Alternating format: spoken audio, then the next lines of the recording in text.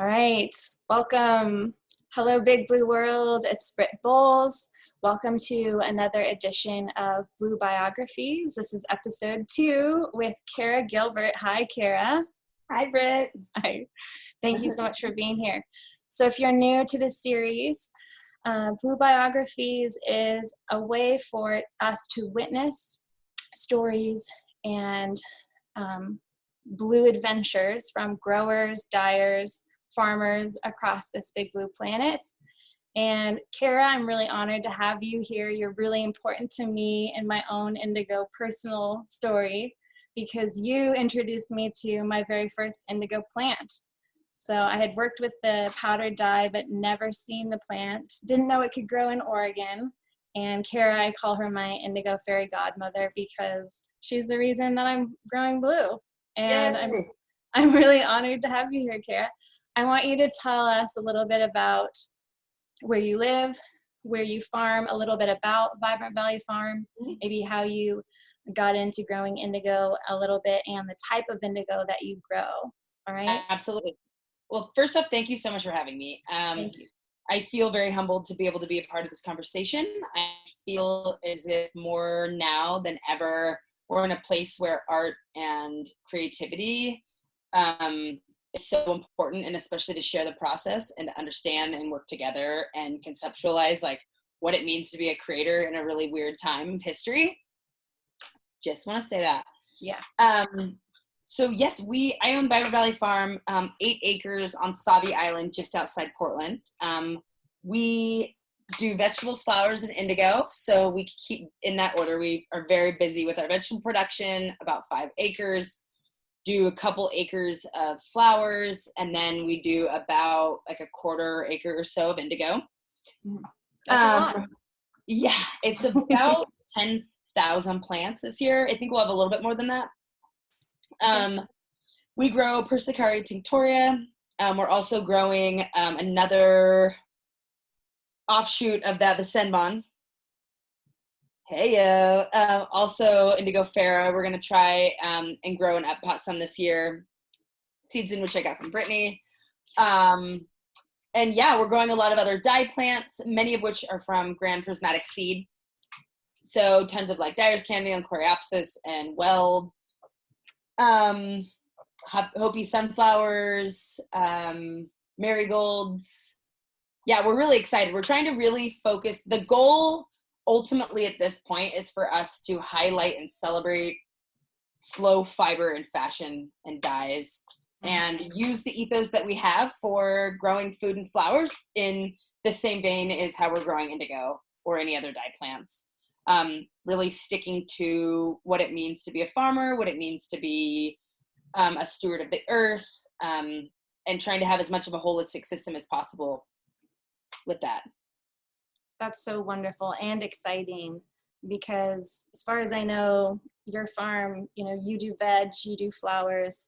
That is really, probably how you make your bread and butter, you'd say, right, Kara? Yeah. And to be additionally farming dye plants and indigo especially, it's a lot of additional work, passion, project, blood, sweat, and blue tears, right? Probably a little bit. 100%. So how does that differ, would you say, from your experience growing veg and flowers, just to give people perspective? I think that it's like anything in life. So once you have enough experience, all the other things that happen in your world doesn't seem so overwhelming. So the indigo is nice because it's specifically Persicaria and tinctoria, and being in the buckwheat family, it's very adaptive. It looks like it's dying. You put it in the ground and it's green in a week. So I feel like a lot of what I've learned from the world before we grew indigo was just confidence and knowing how to tend land and understanding soil structure and understanding like what it means to be a mother to a whole bunch of plants. So yeah, I think just experience has been really great in it. It's also such a nice balance to this world that's very like chef and consumer eating and like what the trends and everything that comes with food, and to have like an artistic element. So we're able to grow something that creates a space for artistic representation and creativity.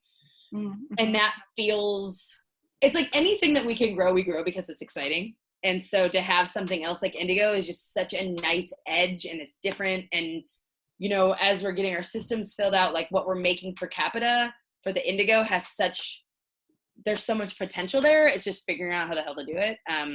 And we're going to be starting our 3rd year into really extracting. So we're excited.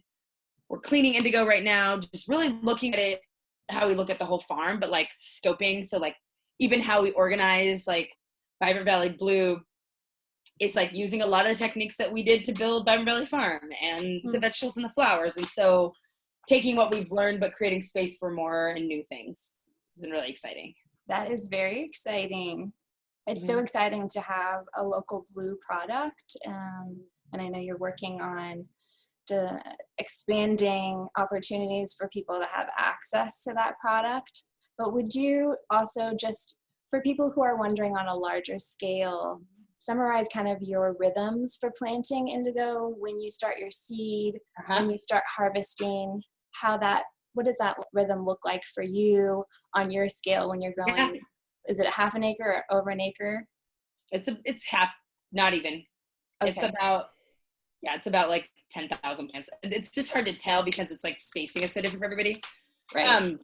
But yeah, so we are checking. Remind me of what you were just asking again. So I know people are wondering, you know, they've got maybe a few pots in their backyard. Planting. Yeah. And, you know, versus a farm scale. Totally. Yeah. So like anything, first off, I want to say to anybody that's gardening, it's just a really small scale of farming. So like, don't ever think because you're not farming fields and fields that you're not doing it, because to tend to a plant is tending to a plant, which is always something I try to remember. But yeah, we do it very differently because of scale. We start all of our seeds at the end of January, beginning of February. Tend to then we are doing a lot of fertilizing and making sure that their watering system or schedule is right. And then we like to plant like mid-April or so, depending on when we can get in the ground. And then we'll harvest mid-June. We plant 8 inches apart because that's our drip tape. Some people plant 6, some people plant 12. I think it totally depends on your systems. Are you hilling it? Are you not?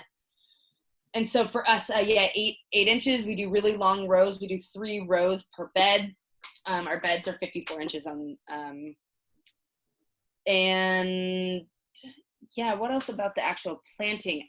We do fertilize it quite a bit because it wants so much fertilization. So like today we doubled what we normally would do. And then in 2 weeks, we're going to do it again. And we'll probably do that for the next couple months. And then once it gets super large and we can't use our equipment as much anymore, then we'll just let it do its thing and start hilling it, and it should be good. Yeah, would you explain for folks, if you can, just a little bit about what you use as a fertilizer? This was a really popular question in our last video, actually. Oh, great. Just what you use, and then talk about hilling if people aren't familiar with that term. Totally. So we do a kelp and a fish combo for all of ours. So the idea is that we kind of try to build our plants up. It's like immunity. Like if you make sure you eat well and you drink your tea at night and you have cough drops and you're drinking all your water, then you're going to be healthy throughout your life or the day or the week or whatever. So same with the plants. So we try to really like boost them up and give them all the vitamins and nutrients they need. And we've noticed on the farm with our flowers and our vegetables, like how well they do with a fish and kelp combo. So it's really exciting. We're going to do it even more this year, especially after you and I went up to Two Looms and chatted all about like their technique and style, and like really making sure everything's fertilized because it's such a heavy feeder. So that's kind of our rhythm for that. And then the hilling is we are a larger scale. So it could be something where you like literally mound up like you would a potato. Or we have, we created shanks that then like go into the soil and like kind of move dirt over to each plant. So it's like covered, so that all those at each node, it'll just keep growing and growing, and it encourages more growth in the long run. So in comparison to kind of some of the other plants you grow, would you say that indigo really enjoys or is a plant that you would cut often rather than a plant you would wait for one peak maturity? Right. Yeah, because we can't extract all of it at one time. We do a little bit at a time. And that seems to work really well. But yeah, I think, I feel like the indigo, it's pretty easy to grow, I think. And I think it's nice because it is so adaptive. It definitely doesn't need like as much coddling. Like you can kind of be rough with it compared to like an eggplant or a pepper, and you break it off. And because we are harvesting off of it, we're trying to harvest off it as much as possible. We become more intimate and more comfortable around it, which I think is really neat. As we like watch it grow and really see its life pattern. So this year we're actually going to harvest it earlier. And then our succession will just be, our harvesting will be like 3 beds at a time instead of 1. But that's the extraction world. Yeah. On to that. That leads really great into the next question I had for you, which is, what's your preferred method for processing your plants, which you're mentioning right now? And you mentioned doing it a little bit earlier than June, maybe early June or end of May, possibly. Tell us a little bit about what will your first extraction look like, kind of like an overview. So, I mean, should I be bringing this over to the extraction stuff? You could try. We're not sure about the live connection. Photos later. I think we can post pictures. Pictures would be great later. I just want to make sure people have the visual if they need it. So we cut the indigo. We give it probably a foot at least. Cut the top off where like most of the energy and the new growth is, for the most pigment in the leaves that you'll get at the end.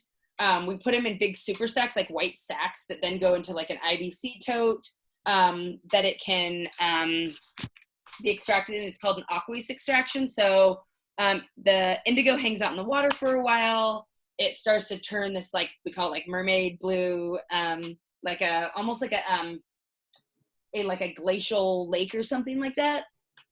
And we take all the fiber or all of the leaves out, and then we're left with that the antifreeze color. And then at that point, the indigo is suspended. So because it's not water soluble, it doesn't like go away in the water. It actually is suspended. So what color you're seeing at that point, which we will include photos because it's worth it. We add lime, and the slacked lime encourages all of the pigment to sink to the bottom as a flocculant. So at that point, then all the alkalinic materials on top. We have the sludge on the bottom. Last year, we would have just taken all that water off, sludge in a bucket. Well, we just learned from Tulums how to clean the indigo, which was awesome. And so because of that, we'll then wash our pigment one more time, take the material off, or take all the water off the top, and then we'll add our citric acid, really be checking the pH, making sure, so it's all happening in one vessel. So we're not having to like recreate. So it's all part of like one system instead of breaking it up in parts of the year or time or whatever. Yes, that will be so exciting to see that process become streamlined, and instead of doing an extraction, getting pigment, cleaning it later, you'll clean it basically right away. I know people will have some questions about cleaning pigment because that's a new kind of concept, maybe to some people, and we might maybe get into that a little bit here at the end. We will do a Q&A session just to let everyone know towards the end here. But ask questions, ask Kara as many questions as you want. And the next question that I have for you, Kara, is what would be your advice to a first-time grower?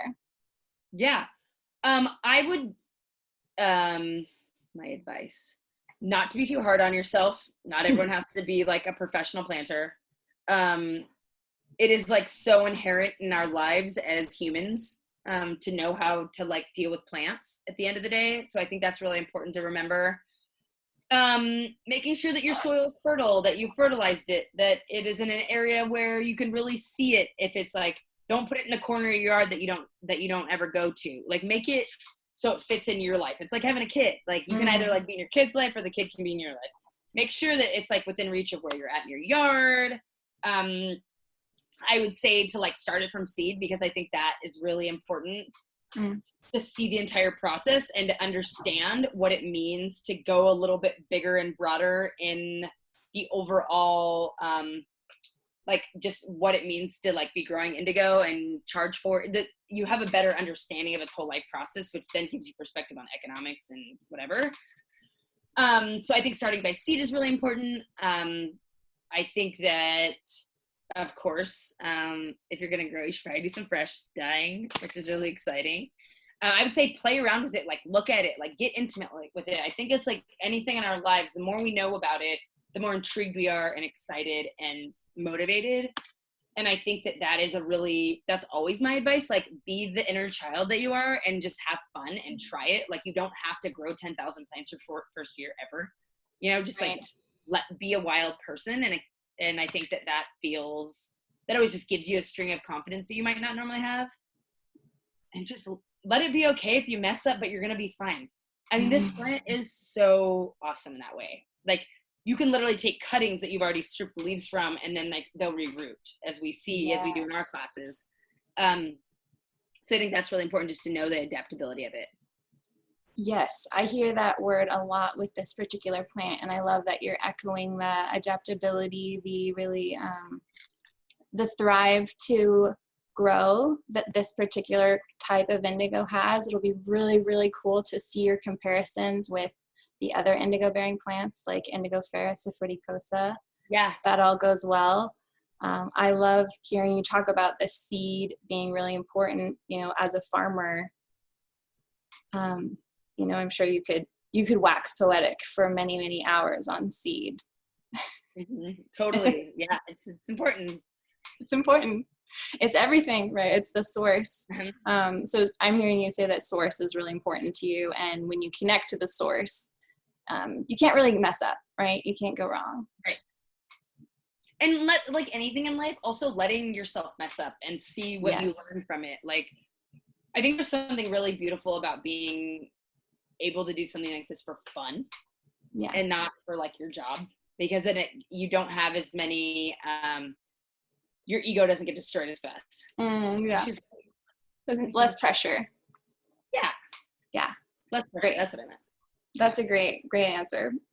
Okay, so to kind of move into, I think you've really maybe already answered this question a little bit, but why do you grow indigo? What does it mean for you personally? Heavy question, Britt. Oh, good God. Okay, so I can honestly say that if you would have asked me this 4 years ago, I would have said, why not? But had no idea. And it's been quite the learning experience. Today, like April 27, 2020, I'm definitely growing indigo to expand the economics on the farm, to have an artistic source and place for gathering and sharing information, if it's classes or dinners or a stranger. I really feel as if we're in a great place to really highlight our potential in slowing down fashion and where we get our dyes and our fabrics. All of us are so focused on, and we as a culture are very hyper focused on like food and what you're eating and that it's organic, and then flowers like kind of is there but not really. And then with the indigo, it's a whole nother thing because you're not eating it, you're not like putting your nose in it. It's a dye, it doesn't matter. And I think it's really important that we look deep and we dig deep into like what it means to have the privilege to be growing these things. So I would say I want to be part of a slow fashion movement. And I want to be creative, and I want the opportunity to create things with something so dynamic like indigo. I mean, you're growing the plant, you're extracting it, you're dyeing with it, you're selling it, you're cleaning it. It's like so dynamic. And I want to bring that to as many people's lives as possible. And I want to have us really look at what we're wearing. Well, thank you for being the connector for me to look at that. The reason I'm wearing it, it's behind me. The reason we're talking today, the reason we're friends is really because of this plant. It seems like there's a lot of connection with this plant. I love just, what you have to say about getting in there getting in, Yeah. just doing, being part of the process. So instead of just being kind of a consumer like you would with vegetables and flowers quite often, you're part of the indigo process. It's not you looking from the outside at this thing. You become this process, essentially. Would you say that? Absolutely. Because I just had this conversation. Our friend Adam, who's done our some of our classes and stuff, he was out here and we're identifying how I want to make this video about the indigo, and he really wanted it to be about me because his relation to indigo is me. But I was like, no, brother, we need to really look at the depth of this plant's life and experience with growing, not so much me and the plant, which was really cool to be like, okay, this is like, because it checks like what you're really trying to do and how you want to do it and what mean like the depth, you know? And so, yeah, I think we're 100% when you're farming something that's so, you're a part of every single process. It's not like we just like, it's as if I was like chefing my own food. Like I give it to somebody and then they do their own thing and then they make a salad and they pickle it. Well, the indigo, we're like the chef, the pickler, the sommelier. We are the like weird kid in the restaurant that's being crabby with their parents. We are the parents. We are the chef. I mean, it's, I've never thought about it like that, but I can. But, I love these analogies. I feel like I think it's real. It is really real and tangible. It sounds like it's become such a part of your world that it's hard to separate you from the process, especially when you're growing so many other things. So connecting to our food has been something that's been a big conversation piece in the last, several decades, I would say, or, it's always part of the big conversation. And then coming around again to fiber and clothing and cloth, having that conversation. You mentioned asking, where do my clothes come from? Just that question opens up such a big world, doesn't it? Absolutely. Yeah. So my next question for you, Kara, you did mention this already, but do you grow any other dye plants? You mentioned marigolds. Will you just list them off really quick? Yeah. So Hopi sunflowers, shades of gold marigolds, coreopsis, dyer's chamomile, woad, eucalyptus. I mean, if we want to get really into it, those are like specific for that, but the zinnias. There's so many plants that overlap. Like it's a dye plant, it's an edible, it's a flower, it's an edible, it's a dye plant, it's a flower and it's a trip. But yeah, I think that's about it. And then indigo. That's a good amount. It's a good amount on top of all the veg and all the other just bouquet flowers. You're doing CSA, you're doing products for restaurants, you're doing flowers for a wedding. So that's a good amount. You're outside a lot. I know.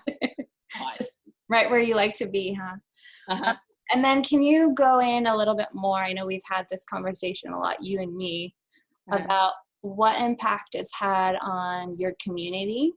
And tell us a little bit about that. Yeah. I'm a really social person. This farm is really social. We've always gathered people together.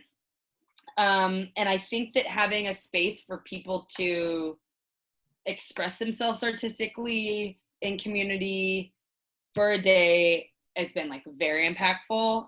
I also think that I've been very humbled because I talk about it a lot and I bring it to the world. People see me as like a leader in the indigo, and like growing it. And as cute as that is, like I can't quit thinking about the people all over the world that are growing it and what it means for this like long history of folks that grow it. So I'm always very humbled by it, but I feel like it's just, again, creating space. And I think that's always been environmental or Vibrant Valley Farms thing, is just like a space for people to be like inquisitive and explore and like be themselves and like bring their kids and their mom and their grandma and like get in the dirt and like be out here and laugh and be yourself, I think it's been a really great place for women. Not only is it like a pretty women-centered like crew that works out here, but I think also it's always been such a cool place to see women gathering and like taking time away from their families and their roles as mothers in our classes. We've been really excited, and I think there's going to be some cool impact on like how we create space in the food world for the Indigo. If it's making ice cream, really, noodles, whatever. I think there's a lot of space just kind of like blowing people's minds a little bit. Yeah. And I think for other farmers, and I want to throw it up for my farmer friends, but I think it shows that like there are other options. Like you don't have to stick to the model that you've known your whole life. Not that many of us aren't going back to that considering the Brave New World, but yeah. Yeah.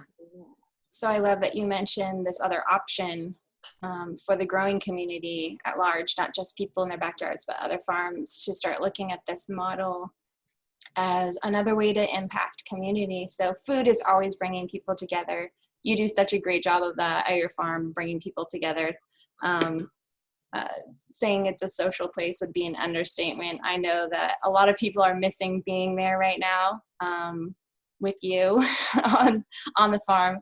And so having that as another option for people to connect, not just with the food that you grow, not just with the flowers that you grow, but something to do together beyond just sitting and eating, which is a wonderful thing to do together. But that activity of being artistic and then connecting to local fiber. I know you have an alpaca farm down the street from you that you're going to be collaborating with.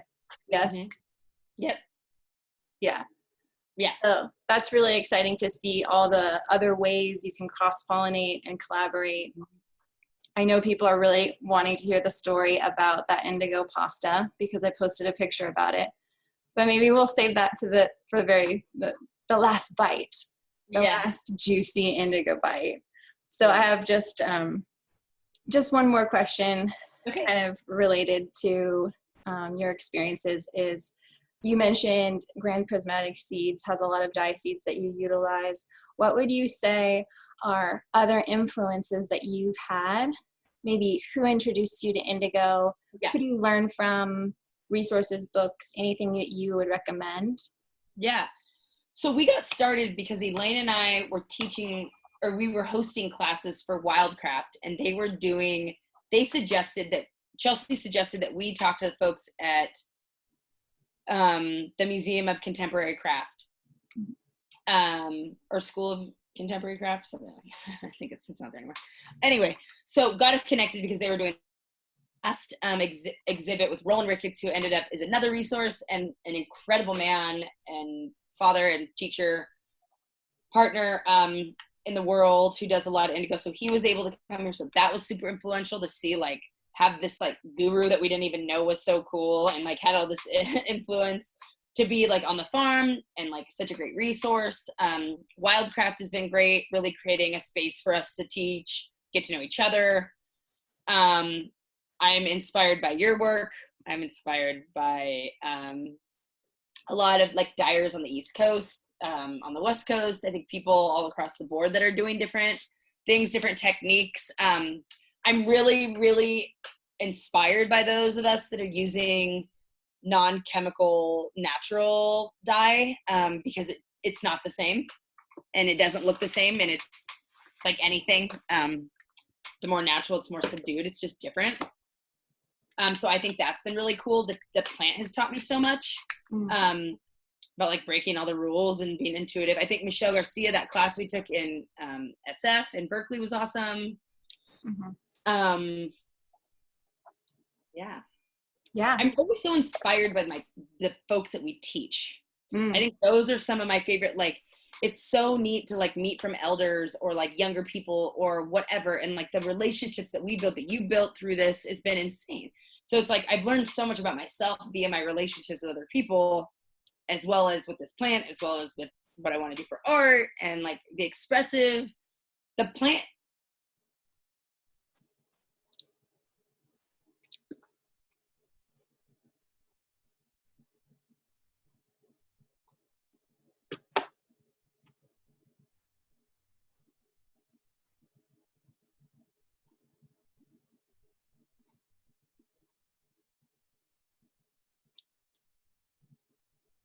We're just waiting for Kara's video to come back online. Kara, just a slight pause.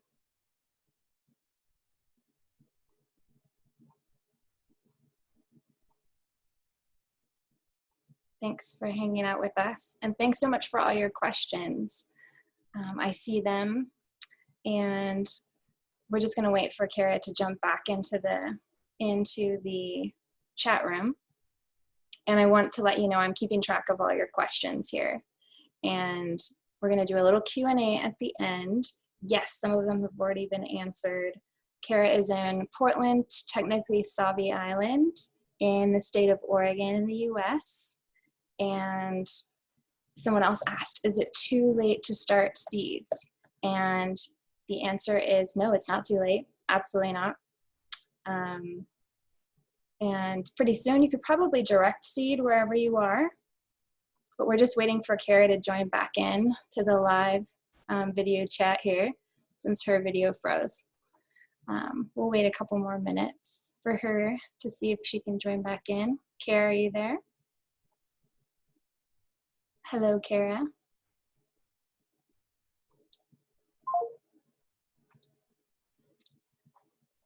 And someone asked another question about germination rates and what you can do to increase germination.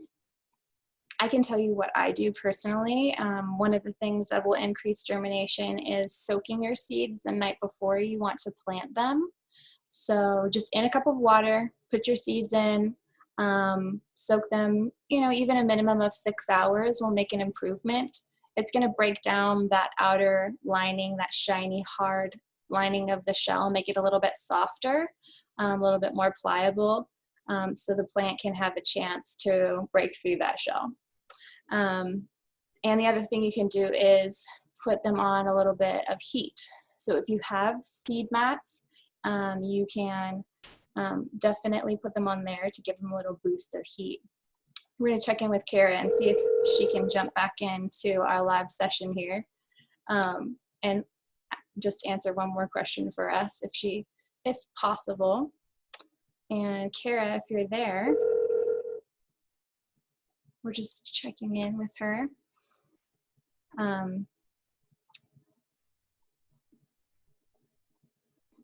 If we can't finish up here in this little session, we will try to just jump on and additionally in maybe 10 or 15 minutes and do a little Q&A sesh.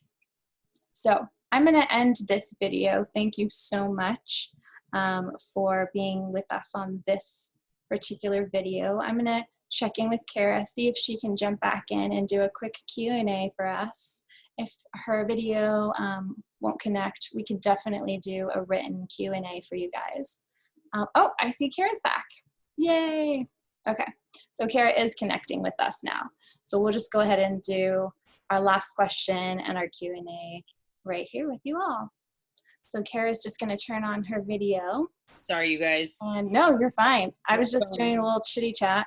Oh, good. My phone was I'm like, for real. I'm new to this. We're new to the pandemic. We're new to this Zoom world, this this brave new world. You're back in action. Thank you. Sorry. No, you're good. We were just chatting. Someone asked about germination rates, increasing those. Oh, cool. Someone asked about, is it too late to start seeds? No, I don't think so. And I think germination, starting it later and letting the day length do its work. I just start them so early because if it doesn't work or they get eaten, I have more time. Yeah. But that's the difference between scale. When you're doing your own, like I seeded another set, the Senbon, and it's like doing great. And that was only like a couple weeks ago. Right. But it takes forever to germinate, and like get over yourself. It's going to always happen. it's really hard. Or you can always cover them with remay or like the little domes if you just have if you don't have a ton of starts. Mm-hmm. But it is pretty tricky if it's too cold. I lost them after I planted them this year already because the leaves died off. Mm-hmm. But because it's so adaptive, as long as the root systems are fine, you're fine. So even though they die off, the new growth will come looking great. Amazing. So you're saying it's not too late to start seeds. Nope. It's starting to get warmer. That's really going to boost your ability to germinate your seeds. Yes. Just because of the season that we're in. 100%. The ground is warming up, so that's going to improve survival rate. And even if I know you've had mice chew them down to almost the root stock, and you've had a little bit of damage to the leaf. So you're saying the roots, once the plant is established, it'll just regrow. Yes. Yes, exactly. That's cool. Can you see me okay? Yeah. So okay, a couple of other questions are coming in, which I love, and a lot of people are saying hello and they love you. And I want to end just with you talking about a little favorite indigo experience of yours before we do a Q&A. And I know I don't want to push you in a certain direction, but tell us at least a little smidgen about the pasta, that indigo crazy blue-green pasta that we're seeing. So our friend Carl is a chef in town with Spatzel and Speck, and we were doing something for the Culinary Breeding Network. And he used the pigment that we'd cleaned with the pasta and then made a blue pasta with it, which was really cool. So cool. Yeah, that was a really incredible moment just to see the time you're friends with someone and what it looks like when you're like in like creating dreams with people. So I think that was like a really cool experience. I loved getting to hang out with the folks from Grand Prismatic Seed during that event. To really hang out with your seeder, with the folks that you buy seeds from, is so cool. They're also like as obsessed and into it as you are. Hi, Ange. And that was definitely one of my favorite moments. I think going to Japan and seeing all of the indigo everywhere there, how it's such a consistent thread in the culture, and to see the art from like, their earliest art that they have, that was like laced with indigo is so cool. Every class we have always blows my mind to see all the different people that come. Like, it's like, I don't know if that's one experience. It's like this overarching experience of a snowball that happens. You're like, whoa, I had no idea this was going to like bring so much joy to me. Or I was going to have the opportunity to teach people. I mean, I think teaching is like one of my very favorite parts because it keeps me on my toes. Yeah. And so just for people who aren't familiar with the Japanese indigo plant, the Persicaria tinctoria plant, they may not know that it's edible. So can you just chat about that a little bit? And even when you were in Japan, did you see any of the history of it being utilized? People make tea out of it in Japan. And they'll use like the dried leaf on things. I'll see it like on like really pretty like rice dishes. But not a ton. I haven't seen it, but my experience was so limited to like what I saw and like what I had been doing. So I totally understand. Might not be like that for everybody. I don't know. So it's cool for some people to know that this particular indigo-bearing plant is edible. Yeah. And it has other uses other than just the dye. Exactly. Yeah. As medicinally or as a tea. Yeah, I think that's really cool. We're making like salve with it right now for our hands because they're so dry. Yes. It's like antimicrobial, and so that's another element that's really neat. That is really neat. So it really connects to the food world, which for you is a really crucial piece, in your relationships with people that you produce food with, to say, hey, this isn't a one-trick pony. We have a lot of options here. Oh yeah, it's so special like that. It's cool because it's a dye, it's a flower, and it's a food, which is so neat. And there are a couple other flowers like that out there that blows my mind. But yeah, indigo has that special medallion in the middle of it all. Je ne sais quoi. It has a little je ne sais quoi. So if we want to continue to learn more about you, Kara, how do we do that? How do we learn about your indigo? Go to BiographiesFarm.com. Take our classes when we can hang out again. Yep. Follow us online in any way you want. We're not very active on Facebook, but we will be, sorry. Instagram, check out our website. We do a lot of like updates on there so folks know what's going on. We do weekly boxes right now, which has been really neat and a way to feed people. Doing our CSA, we're gonna be making bouquets for people. Yeah, check us out, call me, text me, I don't know, anything. So it's all vibrantvalleyfarm.com, Yep. Vibrant Valley Farm on Instagram. Yep. There's classes up there. Some of those classes may or may not happen in this Right. crazy environment, but we are working on online classes. And when I say we, I literally mean Kara and I together. So if you don't already know that, which you may not, we work together in real life whenever we can, whenever it's safe.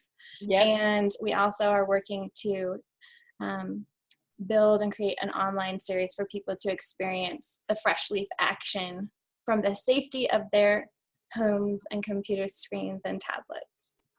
Mm-hmm. And you can get really fresh with the plant and grow it, and yeah.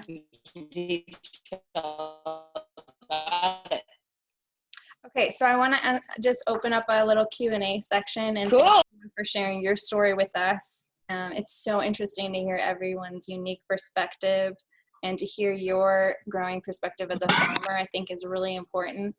I also just want to say a thank you to you from the world at large for doing what you do as a farmer. So a lot of gratitude to you, to the people that you work with. I know you're not solo there. Will you tell us how many people safely work with you at your farm? Yeah, 1 second, I need to plug it in. 1 minute. Oh yeah, absolutely. We don't want to lose you again. There are you have 10? Eight people that work here. Okay. We're kind of figuring that out as systems have changed, obviously. Right. But yeah, we have a good crew. Everyone's staying safe, using all the precautions that they need during this time, but also anyway, normally because of our work is just it's very safe, given that we're working with food that we feed people with. So yeah, there's a good crew of folks that are out here making it all happen. These are all the people that are harvesting and tending to the indigo and cleaning it and dying with it. Yeah, we really appreciate you, Kara. Thank you. I just want to say that from the world. We really appreciate all of our farmers right now so much. And thank you. So a couple questions that came in, I'll try to go in order. We did already talk about germination, so I feel like hopefully we answered that question for y'all. And yeah, it's absolutely not too late to start seeds. You kind of answered, I think, already how you got into indigo. Roland Ricketts was a big piece of that. Wildcraft and the Museum of Contemporary Craft here in Oregon was kind of a little web, a little cross-pollination that happened that instigated you growing indigo on your farm and becoming obsessed with it. and then really diving into what it looks like for you as your own process. Another question is about the citric acid pigment rinsing process. I don't know how much you want to speak to that. So that's a new process we learned together at Two Looms, which is in Omak, Washington, just north of us. Adam, who is in the group, he will be sharing later on in the season via a write-in little response. So maybe he can also dive into that process, but you want to just kind of sum it up? Yeah, you add, I mean, the ratios aren't necessary to go into, but you basically add enough water to your pigment so you can read the pH. You make sure it's good to like read your pH before and after, but your goal is to get to about 3.5 as the pH, your pH goal is 3.5 as you slowly add the citric acid that then breaks down the lime that's in your pigment so that it can be a more pure product. Yeah, that's great. So a pH reader, I know, has been crucial versus the pH strips for reading pH pigment. A lot of people who want to try that at home, if you have a pH reader or a meter versus strips, you're going to be able to dial this in a lot more, right? Yep. Yeah. So we all went out and bought pH meters immediately after the class. Okay, let me check and see what some of the other questions are. And again, Adam of Two Looms hopefully will be joining us later in the season, and he might be able to dive into that process a little bit more. Which indigo plant we're talking about, particularly the Japanese Indigo Persicaria tinctoria plant. You're also growing Indigofera fruticosa for the first time. And the name of her Instagram is Vibrant Valley Farm. Vibrant Valley Farm. Also your website. Yep. Also website, vibrantvalleyfarm.com. Yes. You can see what my wild ass is doing in my own life on Cara Marie Gilbs, but don't worry. That's the content you want. Yeah. Yes. Someone mentioned pH meters are a good investment. They're not disposable, and then you can really long term save money, even though it's initially an investment. Yeah. Yeah. Definitely. I mean, it's like $75, and if you're willing to that's only a couple sets of strips, and because you're working with color, right, the strips are really hard. I could not master that, and I was just like, yeah, throw it in. Right. And yeah, the reader is huge. If you can invest in that now, I swear that it's such an easier thing, and it's like user friendly. You just have to make sure that you're on your game when you're washing it and putting it away, and calibrating it and all of that stuff. So it also comes in handy, with other dye processes too. Yeah. We're always working with pH, raising it, lowering it. So you're definitely going to be able to find multiple uses for it if you are a dyer. And then let's see, can you use it as a food coloring at home? So is this something you could incorporate into your food, and how have you done that in other ways, Cara? I haven't cooked with it a ton. I mean, I've made cocktails with the juice. Is that what we're talking about? Yeah, it could be. Yeah, absolutely. Yeah. We'll kind of blend it like pesto, when we're doing our fresh dye, and then we'll squeeze that into a cocktail, which is fun. Carl made the pasta. Our friend Princess at the Nightwood Society, Sarah, she made ice cream sandwiches. That was really cool. Oh my God, those were amazing. Yeah, they were so beautiful. Go to her Instagram to see pictures of those. Yeah. Sure. Yeah. And then what else? What other ways? I mean, so people know it's not soluble in water, which takes away a lot of the dreaming on what you'd want to make with it. Our friends have been let's make a liquor. And I'm so all of it just sits at the bottom. I don't know if it's really the deal. So you kind of have to be aware of what you're putting it in. I think adding it to a pasta or bread or something is one thing because it's binding. But when it's by itself in a liquid, it can be really tricky. Right. So it's not going to be like blue butterfly pea where you put it in, it changes the whole color of the liquid. If you want to use the liquid, you mentioned using the fresh juice as opposed to the extracted pigment, right? Yep. Yeah. So you're going to end up with a different color palette. It's going to be that blue-green fresh color versus the vatted indigo pigment, right? Exactly. Yeah. Which makes sense because when you're making a vat, you need to do a special procedure to make that soluble, right? To make that blue come out. First, it's actually yellow and a weird color in the vat, right? Yep. So that makes a lot of sense when you're dealing with liquid versus the bread or the pasta. Definitely check out those pictures at her Instagram, vibrantvalleyfarm.com. You won't be disappointed. Okay, let me check and see if there's just any other questions. People just sent hugs and kisses. They said that they love you, said they thank you. Oh, someone else commented that they had a frost, which killed just a nip of a frost early in the season, but they recovered. So that's really promising. Yeah, I could see there were little baby green shoots coming out of each node, even after it was frozen. That is good news because it does tend to be a really kind of frost sensitive plant, especially towards the end of the season. 100. And at the beginning, it's just something we don't talk about. I think we're so used to shock. So we already think it's plant shock, and it's oh no, maybe it was weather. I mean, they're picky in that way, just because they're so sensitive, and it's their leaves are, they don't have thick leaf structure. Yeah.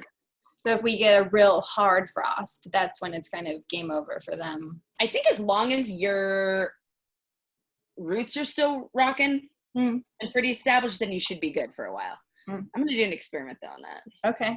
Yeah, we'd love to hear more about your experiences, all of you, with your experiences with weather, with pests. We've been talking about pests a lot lately. Do you deal with any pests at the farm, or? All the favorites, the flea beetle, the cucumber beetle, the what is the other one? The cabbage looper. They all suck. I really hate the but they don't mess with the indigo too much, so I don't want to get into it. Oh, that's great. I mean, but then our friends in Japan, they lost 2.5 acres like overnight once. But that's also in an area that has had this plant growing for hundreds of years. So like, what can you expect? Like, things are different. Whereas like this is like some of the only indigo that's ever been grown on the island, Right. So it's different. Well, anything else, Kara, that you want to wrap up with? Anything you want to say to our audience? Just a little Thanks thing. for listening. Thanks for sharing in this journey. It's quite the experience. We're all learning a lot and nerding out and trying to expand on our perspectives of like art and culture and our own power in that. Please ask away, like be inquisitive, like grow some, talk to us. We can help you out if you're in Portland. Like we can make this work. I'm going to be selling pigment, which is really exciting. Can you believe it? That's going to be so exciting. Coming soon. I say just keep playing and like being confident with yourself. And at this time, especially, just be nice to yourself. Yes. We all deserve it. There's a lot of really thick energy out there. And I am so thankful that I have indigo. And I hope if it's not indigo, it's something that you have that you can connect to that's an art form. But if you, and I always want to say to people, and especially right now, like if you need some pigment and that is going to help you in your process, like let me know. We can talk about payment later. We just need to be creative. This is a new time. So I thank you all. Thank you, Kara. Thank you for your generosity. Thank you for just sharing your experience with all of us. A special thanks from me from sharing your experience growing so intimately. I'm so really honored that you would do that. You encouraged me to grow. I didn't think it was possible for me to do that here at the coast. I thought for sure, no way. You really said, go for it. You gave me my first plants. And so I'm so grateful to you and for building the community.